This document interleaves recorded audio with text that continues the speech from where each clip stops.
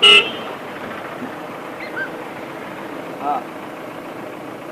ಇನ್ನಿಲ್ಲ ಇನ್ನಿಲ್ಲ.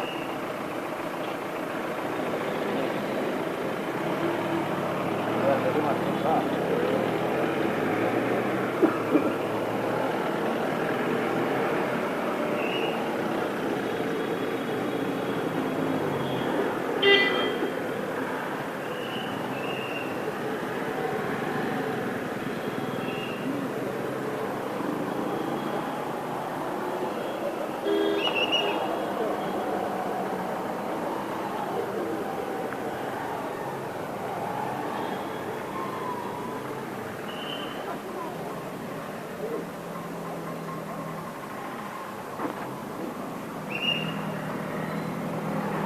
ಎಲ್ರಿಗೂ ಬಿಡಲ್ಲ ಅಂತಲ್ಲ ಒಳಗೆ, ಎಲ್ರಿಗೂ ಬಿಡೋದಿಲ್ಲ ಅಂತಲ್ಲ ಒಳಗಡೆ ಯಾರು ಹೋಗಲ್ಲ.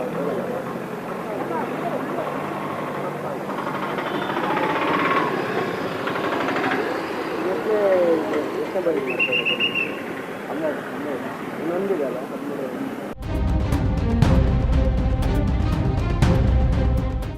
ಧರ್ಮಸ್ಥಳ ಹತ್ಯಾಕಾಂಡ ಪ್ರಕರಣಕ್ಕೆ ಸಂಬಂಧಿಸಿದಂತೆ ನಾವು ಇವತ್ತು ಧರ್ಮಸ್ಥಳದಲ್ಲಿ ಇದ್ದೀವಿ.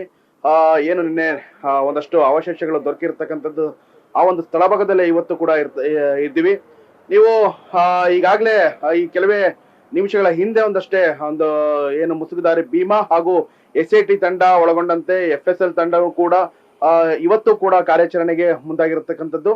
ಸೊ ಏನ್ ನನ್ನ ಬಲಭಾಗಕ್ಕೆ ಕಾಣಿಸಿರ್ತಕ್ಕಂಥದ್ದು ಏನು ಬಂಗಲಾ ಬೆಟ್ಟ, ಸೊ ನೀವು ನೋಡ್ತಾ ಇರ್ತಕ್ಕಂಥ ವಿಜುವಲ್ಸ್ ಅಲ್ಲಿ ರೈಟ್ ನನ್ನ ಬಾಲಭಾಗಕ್ಕೆ ಕಾಣಿಸ್ತಾ ಇರ್ತಕ್ಕಂಥದ್ದು ಇದು ಬಂಗ್ಲಾ ಬೆಟ್ಟ ಅಂತ ಹೆಸರಾಗಿರ್ತಕ್ಕಂಥದ್ದು. ಇದು ಕೂಡ ನೇತ್ರಾವತಿ ದಡದ ಪಕ್ಕದಲ್ಲಿ ಇರ್ತಕ್ಕಂಥ ಒಂದು ಸ್ಥಳ ಆಗಿರ್ತಕ್ಕಂಥದ್ದು. ಸೊ ಏನ್ ನಿನ್ನೆ ಸಿಕ್ಕಿರೋಂತ ಒಂದು ಕುರುಹುಗಳು ಹಾಗೂ ಅವಶೇಷಗಳು ಕೂಡ ಇದೇ ಬೆಟ್ಟದಲ್ಲಿ ಸಿಕ್ಕಿರ್ತಕ್ಕಂಥದ್ದು. ಹಾಗೂ ಏನ್ ನೀವು ಇಲ್ಲಿ ಪೊಲೀಸ್ನವ್ರು ನಿಯೋಜನೆ ಆಗಿದ್ದೆ ಆ ಒಂದು ಸ್ಥಳದಿಂದನೇ ಈಗ ಒಳಗಡೆ ಹೋಗಿರ್ತಕ್ಕಂಥದ್ದು. ಭೀಮಾ ಒಳಗೊಂಡಂತೆ ಒಂದಷ್ಟು SIT ತಂಡ ಹಾಗೂ FSL ತಂಡ ಕೂಡ ಒಳಗಡೆ ಹೋಗಿರ್ತಕ್ಕಂಥದ್ದು. ಇವತ್ತು ಕೂಡ ಕಾರ್ಯಾಚರಣೆ ಆರಂಭಿಸಲಾಗಿರ್ತಕ್ಕಂಥದ್ದು. ಸೊ ಇವತ್ತು ಇನ್ನು ಒಂದಷ್ಟು ಅವಶೇಷಗಳು ದೊರಕುತ್ತವೆ ಅನ್ನೋ ಒಂದು ಎಲ್ಲ ಎವಿಡೆನ್ಸ್ ಕೂಡ ಅವ್ರಿಗೆ ದೊರಕಿದೆ. ಅದಲ್ಲಿ ಮುಂದೆ ಏನು ಅಂತ ಪ್ರಶ್ನೆ ಕೂಡ ಎದುರಾಗಿರ್ತಕ್ಕಂಥದ್ದು. ಯಾಕೆಂತಂದ್ರೆ ನಿನ್ನೆ ಹೇಳಿದ ಹಾಗೆ ನಿನ್ನೆ ಒಂದಷ್ಟು ಬೆಳಗ್ಗೆಯಿಂದ ಸಂಜೆವರೆಗೂ ಸುಮಾರು ಒಂದು 6:30ವರೆಗೂ ಒಂದಷ್ಟು ಕಾರ್ಯಾಚರಣೆ ನಡೆದಿರುತ್ತೆ. ಆದ್ರೆ ಒಂದು ಕುತೂಹಲದ ವಿಷಯ ಏನಂತಂದ್ರೆ ಊಟಕ್ಕೂ ಸಹ ಅವರು ಬಂದಿರೋದು ಇಲ್ಲ. ಒಂದು ಉಪ್ಪು ತೆಗೆದುಕೊಂಡು ಹೋಗುವಂತ ಒಂದು ಕಾರ್ಯ ನಡೆದಿರ್ತಕ್ಕಂಥದ್ದು ಮಧ್ಯಾಹ್ನ ಒಂದು 3 ಗಂಟೆ 4 ಗಂಟೆ ಸಮಯದಲ್ಲಿ. ಯಾಕಂದ್ರೆ ಒಂದಷ್ಟು ಉಪ್ಪು ಯಾಕೆ ತೆಗೆದುಕೊಂಡು ಹೋಗ್ತಾರೆ ಅಂತಂದ್ರೆ ಒಂದಷ್ಟು ಕುರುಹುಗಳು ಸಿಕ್ಕಿದೆ, ಅಂದ್ರೆ ಅವಶೇಷಗಳೇನೋ ಸಿಕ್ಕಿದೆ, ಅದಲ್ಲಿ ಅದು ಸಾಕ್ಷಿ ನಾಶ ಆಗ್ಬಾರ್ದು ಅನ್ನೋ ಒಂದು ಉದ್ದೇಶಕ್ಕಾಗಿ ಉಪ್ಪು ಕೂಡ ಬೆರೆಸುವಂತದ್ದು ಆಗಿರ್ತೈತೆ. ಸೊ FSL ತಂಡ ಸೊ ಆದೇಶದ ಮೇರೆಗೆ ಅದು ತೆಗೆದುಕೊಂಡು ಹೋಗಿರ್ತಾರೆ. ನಿನ್ನೆ ಒಂದಷ್ಟು ಪೂರ್ಣ ಪ್ರಮಾಣದಲ್ಲಿ ಏನು ಕಾರ್ಯಾಚರಣೆ ಆಗಿರ್ತಕ್ಕಂಥದ್ದು. ಸೊ ಪೂರ್ಣ ಪ್ರಮಾಣದಲ್ಲಿ ಕಾರ್ಯಾಚರಣೆ ಆದ ನಂತರ ಒಂದಷ್ಟು ಅವಶೇಷಗಳು ದೊರಕಿದೆ. ಮತ್ತೆ ನಮಗೆ ಬಲ್ಲ ಮೂಲಗಳಿಂದ ಬಂದ ಪ್ರಕಾರಕ್ಕೆ ಏನಂತಂದ್ರೆ ಒಂದು 4 ಅಸ್ಥಿ ಪಂಜರಗಳು ಸಿಕ್ಕಿದೆ ಅಂತ ಬಂದಿದೆ. ಬಟ್ ಯಾವುದೇ ಅಫಿಷಿಯಲ್ ಆಗಿ ಇನ್ನು SIT ತಂಡ ಅದನ್ನ ಅನೌನ್ಸ್ ಮಾಡಿಲ್ಲ. ಬಂದಿರೋ ಮಾಹಿತಿ ಪ್ರಕಾರಕ್ಕೆ ಒಂದು ಹೆಣ್ಣಿನ ಅಸ್ಥಿ ಪಂಜರ ಕೂಡ ಇದೆ ಅಂತ ಆಗಿರುತ್ತೆ. ಸೊ ಬಲ್ಲ ಮೂಲಗಳಿಂದ ಬಂದಿರೋ ಪ್ರಕಾರ. ಬಟ್ ಯಾವುದೇ ಏನು ಸೂಚನೆ SIT ತಂಡ ಯಾವುದೇ ಸೂಚನೆ ಕೊಟ್ಟಿಲ್ಲ, ಮತ್ತೆ ಯಾವುದು ಬಿಡುಗಡೆ ಮಾಡಿಲ್ಲ. ಸೊ ಈ ತರನೇ ಸಿಕ್ಕಿದೆ, ಪರ್ಟಿಕ್ಯುಲರ್ ಇದೇ ಸಿಕ್ಕಿದೆ ಅನ್ನೋದು ಎಲ್ಲೂ ಬಿಡುಗಡೆ ಮಾಡಿಲ್ಲ. ಮತ್ತೆ ನಾನು ಇನ್ನೊಂದು ಏನಕ್ಕೆ ಹೇಳಕ್ ಇಷ್ಟಪಡ್ತೀನಿ ಅಂತಂದ್ರೆ, ಸೊ ನಿನ್ನೆ ಏನು ಸೋಮವಾರ ಒಂದು ಕಾರ್ಯಾಚರಣೆ ಆಗಿತ್ತು. ನಿಮ್ಗೆ ನಾನು ಏನ್ ತೋರ್ಸ್ಕೊಡ್ತಾ ಹೋದೆ, ನಾನು ಈಗಲೂ ನಾನು ತೋರ್ಸಕೊಡ್ತೀನಿ ನೋಡಿ. ಬಲಭಾಗಕ್ಕೆ ಇರ್ತಕ್ಕಂಥದ್ದು ಈ ಬಂಗ್ಲಾ ಬೆಟ್ಟ ಸುಮಾರು 100 ಅಡಿಗಳ ಎತ್ತರವಾಗಿ ದಟ್ಟವಾಗಿ ಅರಣ್ಯ ಪ್ರದೇಶದೊಳಗಡೆ ಇರ್ತಕ್ಕಂಥ ಒಂದು ಬೆಟ್ಟ ಆಗಿರ್ತಕ್ಕಂಥದ್ದು. ಎಲ್ಲಿ ಯಾವುದೇ ನಾವು ನೇರ ಪ್ರಸಾದದಲ್ಲಿ ತೋರಿಸಿದ್ರು ಸಹ ಅಲ್ಲಿ ಏನು ಕಾಣಿಸೋದಿಲ್ಲ. ಸೊ ಒಂದು ನಾನು ಮಾಹಿತಿ ಕೊಡ್ತೀನಿ, ಯಾಕಂದ್ರೆ ನೆನ್ನೆನೂ ಕೂಡ ಯಾವುದು ನಮಗೆ ಚಿತ್ರಣ ಕಾಣಿಸೋದಿಲ್ಲ. ಯಾಕಂತಂದ್ರೆ ಅರಣ್ಯ ಪ್ರದೇಶದ ಒಳಭಾಗಕ್ಕೆ ಹೋಗಿರ್ತಾರೆ. ಅಂದ್ರೆ ನಾವು ರಸ್ತೆಯಲ್ಲಿ ನಿಂತ್ಕೊಂಡು ಇದು ವಿಜುವಲ್ಸ್ ನಾವು ತೋರಿಸ್ಬೇಕಾಗತ್ತೆ. ಯಾಕಂತಂದ್ರೆ ನೇರ ಪ್ರಸಾದಲ್ಲೂ ಕೂಡ ನಾವು ಇಲ್ಲಿ ರಸ್ತೆ ಮಾತ್ರ ತೆಗೆದುಕೊಳ್ಳಕ್ ಆಗತ್ತೆ. ಸೊ ನಾನು ಹೇಳೋದಷ್ಟೇ ಇಷ್ಟೇ. ಸೊ ಕಂಪ್ಲೀಟ್ ಅಪ್ಡೇಟ್ಸ್ ಅವಾಗ ನಾನು ಕೊಡುವಂತ ಪ್ರಯತ್ನ ನಾನು ಪಡ್ತೀನಿ. ಏನೇ ಸಿಕ್ಕಿದ್ರು ಎಕ್ಸ್ಕ್ಲೂಸಿವ್ ಅಪ್ಡೇಟ್ಸ್ ಏನಾದ್ರು ಇದ್ರೆ ನಿಮ್ಮ ಮುಂದೆ ತರುವಂತ ನಾನು ಪ್ರಯತ್ನ ಪಡ್ತೀನಿ. ಮತ್ತೆ ಒಂದು ಇದಕ್ಕೆ ಸಂಬಂಧಪಟ್ಟಂಗೆ ಯಾಕೆಂತಂದ್ರೆ ಇವತ್ತು ಹೋಗಿರ್ತಕ್ಕಂಥದ್ದು 12ನೇ ಪಾಯಿಂಟ್ಗೆ ಅಂತ ಹೇಳಲಾಗ್ತಾ ಇದೆ.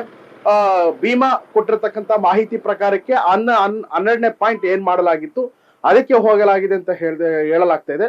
ಆದ್ರೆ ಇವತ್ತು ಎಷ್ಟರ ಮಟ್ಟಿಗೆ ಅಲ್ಲಿ ಕಾರ್ಯಾಚರಣೆ ನಡೆಯುತ್ತೆ ಅಥವಾ ಇವತ್ತೇನಾದ್ರೂ ಸಿಗುತ್ತಾ ಅನ್ನೋದು ಕುತೂಹಲ ಹೆಚ್ಚಾಗಿದೆ. ಯಾಕೆಂತಂದ್ರೆ ನಿನ್ನೆ ಸಿಕ್ಕಂತಹ ಒಂದಷ್ಟು ಅವಶೇಷಗಳು ಒಂದು ರಾಜ್ಯದ ಬೆಚ್ಚಿ ಬೀಳಿಸುವಂತ ಸ್ಥಿತಿ ಎದುರಾಗಿದೆ. ಯಾಕಂದ್ರೆ 4 ಅಸ್ಥಿಪಂಜರಗಳು ದೊರಕಿದೆ ಅನ್ನೋದೊಂದು ಎಲ್ಲಾ ಮೀಡಿಯಾದಲ್ಲೂ ಅನೌನ್ಸ್ ಆದ್ಮೇಲೆ ಒಂದಷ್ಟು ಭಯಭೀತರಾಗಿದ್ದಾರೆ ಅಂತಾನೆ ಹೇಳ್ಬೋದು. ಯಾಕೆಂತಂದ್ರೆ ಏನ್ ನಡೀತಾ ಇದೆ ಧರ್ಮಸ್ಥಳ ಅಂತಂದ್ರೆ ಮಿಸ್ಟ್ರಿನೇ ಆಗೋಯ್ತಾ ಅನ್ನೊಂದು ಇತಿಹಾಸ ಬೇರೆ. ಧರ್ಮಸ್ಥಳ ಅನ್ನೋದು ಈಗಾಗಲೇ ಇತಿಹಾಸ ಸೃಷ್ಟಿಯಾಗಿರ್ತಕ್ಕಂಥದ್ದು, ಇಲ್ಲಿರ್ತಕ್ಕಂಥ ಒಂದು ದೇವಸ್ಥಾನ, ಇದಕ್ಕೆ ಸಂಬಂಧಪಟ್ಟ ಇತಿಹಾಸ. ಆದ್ರೆ ಇನ್ನು ಮುಂದೆ ಏನಾದ್ರು ಈ ಧರ್ಮಸ್ಥಳ ಹಿಸ್ಟ್ರಿ ಅಥವಾ ಮಿಸ್ಟ್ರಿ ಅನ್ನೋದು ಇತಿಹಾಸದಲ್ಲಿ ಸೇರ್ಕೊಳ್ಳುತ್ತಾ ಅನ್ನೋದು ಕೂಡ ಹೇಳ್ಬೇಕಾಗಿಲ್ಲ, ಆಶ್ಚರ್ಯ ಪಡಬೇಕಾಗಿಲ್ಲ ಮುಂದಿನ ದಿವಸಗಳ ಆತರ ಆದ್ರೂ ಸಹ.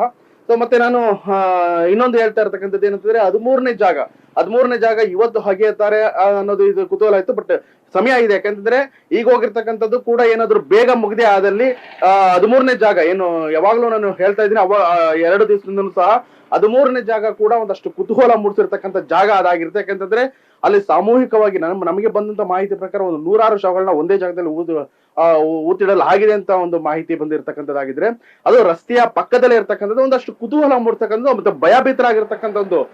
ಯಾಕೆಂದ್ರೆ ಸಾರ್ವಜನಿಕರು ಸಾಕಷ್ಟು ಲಕ್ಷಾಂತರ ಮಂದಿ ಓಡಾಡುವಂತ ಜಾಗ ಅದಾಗಿರುತ್ತೆ, ಲಕ್ಷಾಂತರ ಮಂದಿ ಬಂದು ಅಲ್ಲಿ ಕೂರುವಂತ ಜಾಗ ಆಗಿರ್ತಕ್ಕಂಥದ್ದು. ಸೊ ಬಟ್ ಈಗ ಸಡನ್ ಆಗಿ ಈ ತರ ಹೇಳಿಕೆ ನೋಡಿದಾಗಲೂ ಬೆಚ್ಚಿ ಬೀಳ್ತಾ ಸ್ಥಿತಿನೇ ಎದುರಾಗಿರುತ್ತೆ ಅಂತ ಹೇಳ್ಬೋದು. ಸೊ ಹಾಗೆ ಅದು ಕೂಡ ಇವತ್ತೇನಾದ್ರೂ ಈ ತರ ಇವತ್ತೇನು ಕಾರ್ಯಾಚರಣೆ ಮಾಡ್ತಾರ ಅನ್ನೋದನ್ನು ಕಾದು ನೋಡ್ಬೇಕಾಗುತ್ತೆ. ಯಾಕಂದ್ರೆ ಗೊತ್ತಿಲ್ಲ ಪೂರ್ತಿ. ಯಾಕಂದ್ರೆ ಈಗ ತಾನೇ ಒಂದಷ್ಟು ಒಳಗಡೆ ಹೋಗಿರ್ತಕ್ಕಂಥದ್ದು, ಅರಣ್ಯ ಪ್ರದೇಶ ಒಳಗಡೆ ಹೋಗಿರ್ತಕ್ಕಂಥದ್ದು. ಯಾಕಂದ್ರೆ ನಿನ್ನೆ ಸಿಕ್ಕಿರೋ ಜಾಗದಲ್ಲಿ ಇನ್ನೊಂದಷ್ಟು ಸಿಗ್ಬೋದು ಅನ್ನೋದು ಕೂಡ ಮಾಹಿತಿ ಲಭ್ಯ ಆಗ್ತಿದೆ. ಇನ್ನೊಂದಷ್ಟು ಸಿಗುತ್ತೆ ಅನ್ನೋದಾದ್ರೆ ಇವತ್ತು ಖಂಡಿತ 13ನೇ ಜಾಗಕ್ಕೆ ಹೋಗಲ್ಲ, ಇವತ್ತು ಅಲ್ಲೇ ಪೂರ್ಣ ಪ್ರಮಾಣದಲ್ಲಿ ಕಾರ್ಯಾಚರಣೆ ಮುಗಿಸ್ಕೊಳ್ತಾರೆ ಅಂತ ಹೇಳ್ಬೋದು. ಇನ್ ಕೇಸ್ ಏನಾದ್ರು ಇವತ್ತು ಲೇಟ್ ಆದ ಸಂದರ್ಭದಲ್ಲಿ ನಾಳೆ 13ನೇ ಜಾಗಕ್ಕೆ ಬಂದು ಒಂದಷ್ಟು ಕಾರ್ಯಾಚರಣೆ ಮಾಡಿ, ಯಾಕೆಂದ್ರೆ 13ನೇ ಜಾಗಕ್ಕೆ ಬರ್ಬೇಕು ಅಂತಂದ್ರೆ ಪೂರ್ವಭಾವಿಯಲ್ಲಿ ಒಂದಷ್ಟು ನಿಯೋಜನೆಗಳ ಮಾಡ್ಕೊಳ್ಬೇಕಾಗತ್ತೆ. ಯಾಕಂದ್ರೆ ಪಬ್ಲಿಕ್ ಓಡಾಡುವಂತ ಜಾಗ ಅದಾಗಿರುತ್ತೆ, ಮತ್ತೆ ಸಾಕಷ್ಟು ವಿರಳವಾಗಿರ್ತಕ್ಕಂಥ ಸ್ಥಳ ಆಗಿರ್ತಕ್ಕಂಥದ್ದು. ಸೊ ಮೊದಲೇ ಒಂದು ರಸ್ತೆಯನ್ನು ಕ್ಲೋಸ್ ಮಾಡುವಂತಹದ್ದು ಮಾಡ್ಬೇಕಾಗುತ್ತೆ. ಇಷ್ಟೆಲ್ಲ ಮಾಡ್ಬೇಕಾಗಿರ್ತದೆ. ಯಾಕಂದ್ರೆ 13 ಸ್ಥಳ ಆತರ ಇದೆ. ಯಾಕಂದ್ರೆ ನಾನು ಹಿಂದಿನ ಇದರಲ್ಲಿ ಸಂಚಿಕೆ ತೋರಿಸ್ಕೊಟ್ಟಿದ್ದೆ ಅದನ್ನ ಜಾಗ ಹೇಗಿದೆ ಏನಿದೆ ಅಂತಂದ್ರೆ.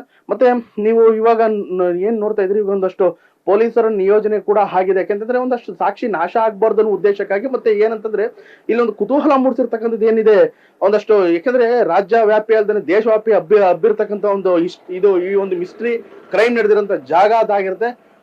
ಸೊ ಪೊಲೀಸ್ನವ್ರು ನೋಡ್ಬೋದು ನೀವು 24 ಗಂಟೆಯೂ ಕೂಡ ಈ ಒಂದು ಸ್ಥಳ ಭಾಗದಲ್ಲಿ ಕಾಯ್ತಾ ಇರ್ತಕ್ಕಂಥದ್ದು. ಈ ಒಂದು ಸ್ಥಳನೇ ಅಲ್ಲ, ಇಲ್ಲಿ ಭೀಮಾ ತೋರಿಸಿಕೊಟ್ಟಿರ್ತಕ್ಕಂಥ 1ರಿಂದ 13ನೇ ಜಾಗದವರೆಗೂ ಒಂದೊಂದು ಪಾಯಿಂಟ್ ನಲ್ಲೂ ಸಹ ಎಲ್ಲಾ ಪೊಲೀಸ್ನವರು ನಿಯೋಜನೆಗೊಂಡಿರ್ತಾರೆ. 24 ಗಂಟೆನೂ ಆ ಜಾಗವನ್ನು ಕಾಯ್ತಾ ಇರ್ತಾರೆ. ಯಾಕಂದ್ರೆ ಯಾವುದೇ ಸಾಕ್ಷಿ ನಾಶ ಆಗ್ಬಾರ್ದು ಅನ್ನೋ ಉದ್ದೇಶಕ್ಕೆ ಕಾಯ್ತಾ ಇರ್ತಾರೆ. ಇನ್ನು ನಿನ್ನೆ ಸಿಕ್ಕಂತಹ ಒಂದಷ್ಟು ಕುರುಹುಗಳೇನಿದೆ, ಅವಶೇಷಗಳೇನಿದೆ, ಅದನ್ನು ಮಣಿಪಾಲ್ಗೆ ತೆಗೆದುಕೊಂಡು ಸೇಫ್ ಆಗಿ ಇಡಲಾಗಿತ್ತಂತ ಲಭ್ಯವಾಗಿರ್ತಕ್ಕಂಥದ್ದು. ಸೊ ಇವತ್ತೇನಾದ್ರು ಸಿಕ್ಕಿದೆ ಅದಲ್ಲಿ ಇವೆಲ್ಲವೂ ಸಹ ಯಾವಾಗ ತನಿಖೆ ಮಾಡ್ತಾರೆ, ಎಲ್ಲವನ್ನು ಇಟ್ಕೊಂಡು ತನಿಖೆ ಹೇಗ್ ಮಾಡ್ತಾರೆ. ಮತ್ತೆ ಈಗ ಭೀಮಾ ಹೇಳಿರ್ತಕ್ಕಂಥದ್ದು ನಿಜ ಆಗಿದೆ ಅನ್ನೋದು ಒಂದು ಸತ್ಯ ಇವಾಗ ಬೆಳಕಿಗೆ ಕಾಣಿಸ್ತಾ ಇದೆ. SIT ತಂಡಕ್ಕೆ ಒಂದಷ್ಟು ನಂಬಿಕೆ ಹೆಚ್ಚಾಗಿದೆ ಭೀಮನ ಮೇಲೆ. ಹೌದು, ಹೇಳ್ತಕ್ಕಂಥ ಸತ್ಯ ಎಲ್ಲಿ ಸಿಗ್ತಾ ಇದೆ. ಯಾಕೆಂದ್ರೆ ಅವ್ರು ಭೀಮಾ ಹೇಳಿರ್ತಕ್ಕಂಥದ್ದು ಒಂದಷ್ಟು ಸಿಕ್ಕಿದೆ, ಕೆಲವು ಭಾಗಗಳಲ್ಲಿ ಸಿಗ್ದಾನೆ ಇರ್ಬೋದು. ಆದ್ರೆ ಉದಾಹರಣೆಗೆ ತೆಗೆದುಕೊಂಡಲ್ಲೇ ಒಂದಷ್ಟು ದೊಡ್ಡ ಮಟ್ಟಿಗೆ ಸಿಕ್ಕಿದೆ ಅಂತಾನೆ ಹೇಳ್ಬೋದು. ನಾನು ಹಿಂದೆ ಹೇಳ್ದಂಗೆ ಈ ಒಂದು ತನಿಖೆಗೆ ಸಂಬಂಧಪಟ್ಟರಂಗೆ ಇನ್ನಷ್ಟು ಪುಷ್ಟಿ ಕೊಡುತ್ತೆ ಅಂತಾನೆ ಹೇಳ್ಬೋದು. ನಿನ್ನೆ ಸಿಕ್ಕಿರ್ತಕ್ಕಂಥ ಇವತ್ತು ಏನಾದ್ರೂ ಸಿಕ್ಕಿದೆ ಆದಲ್ಲಿ ತನಿಖೆ ಇನ್ನಷ್ಟು ಬಿರುಸುಗೊಳ್ಳುತ್ತೆ, ತನಿಖೆಗೆ ಇನ್ನಷ್ಟು ತೂಕ ಬರುತ್ತೆ ಅಂತಾನೆ ಹೇಳ್ಬೋದು. ಮುಂದಿನ ದಿವಸಗಳಲ್ಲಿ ನಿಜವಾಗ್ಲೂ ಅಪರಾಧಿಗಳಿಗೆ ಶಿಕ್ಷೆ ಆಗುತ್ತೆ ಅಂತಾನೆ ಹೇಳ್ಬೋದು. ಯಾಕೆಂತಂದ್ರೆ SIT ತಂಡ ಅಷ್ಟು ಚುರುಕಾಗಿ ಕೆಲಸ ಮಾಡ್ತಿದೆ ಅಂತಾನೆ ಹೇಳ್ಬೋದು. ಎಲ್ಲೂ ಕೂಡ ಯಾಕೆಂದ್ರೆ ಈ ಹಿಂದೆ ಮಂಜುನಾಥ್ ಎಂಬ ಸಬ್ ಇನ್ಸ್ಪೆಕ್ಟರ್ ಭೀಮನಿಗೆ ಒಂದಷ್ಟು ಎದುರಿಸುವಂತ ಕಾರ್ಯ ಮಾಡಿದ್ರು. ಇವತ್ತು ಆ ತಂಡದಲ್ಲಿ ಮಂಜುನಾಥ್ ರವರನ್ನು ತೆಗೆಯಲಾಗಿದೆ. ಈಗ ಒಂದು 3-4 ದಿವಸಗಳಿಂದ ಅವ್ರು ಇಲ್ಲ ಕಾಣಿಸ್ತಾ ಇಲ್ಲ ತಂಡದಲ್ಲಿ. ಭೀಮನಿಗೆ ಎದುರಿಸತಕ್ಕಂಥದ್ದು ಬೇರೆ ಸ್ಟೇಟ್ಮೆಂಟ್ ತೆಗೆದುಕೊಳ್ಳಲಾಗಿತ್ತು ಅಂತ ಮಾಹಿತಿ ಲಭ್ಯವಾಗಿತ್ತು. ಸೊ ಆದ್ರೆ ಇದು ಯಾವ್ದು ಇಲ್ಲ, ಎಲ್ಲಾ ಚೆನ್ನಾಗಿ ನಡೀತಾ ಇದೆ ಅಂತಾನೆ ಹೇಳ್ಬೋದು. ಸೊ ನಾವು ಮುಂದೆ ಏನ್ ಅಪ್ಡೇಟ್ಸ್ ಇರುತ್ತೆ ಅಂತ ಕಂಪ್ಲೀಟ್ ಎಕ್ಸ್ಕ್ಲೂಸಿವ್ ಅಪ್ಡೇಟ್ಸ್ ನೊಂದಿಗೆ ನಿಮ್ಮ ಮುಂದೆ ನಾನು ಬರ್ತೀನಿ. ನೇರ ಪ್ರಸಾರ ತೋರಿಸಿದ್ರು ಕೂಡ ನಾನು ಆಗ್ಲೇ ಹೇಳ್ದಂಗೆ ಇಲ್ಲಿ ಯಾವುದೇ ಚಿತ್ರಣ ನಿಮ್ಗೆ ಕಾಣೋದಿಲ್ಲ, ಮಾಡಿದ್ರು ವೇಸ್ಟ್ ಅಂತ ನಾನು ಹೇಳ್ತೀನಿ. ಸೊ ಏನಾದ್ರೂ ಕಂಪ್ಲೀಟ್ ಅಪ್ಡೇಟ್ಸ್ ಏನಾದ್ರು ಇತ್ತು ಅಂತಂದ್ರೆ ನಿಮ್ಮ ಮುಂದೆ ನಾನು ತರುವಂತ ಪ್ರಯತ್ನ ಪಡ್ತೀನಿ. ನೀವು ನೋಡ್ತಾ ಇದ್ದೀರಾ ಪ್ರಜಾಧ್ವನಿ ಟಿವಿ. ನಮಸ್ಕಾರ.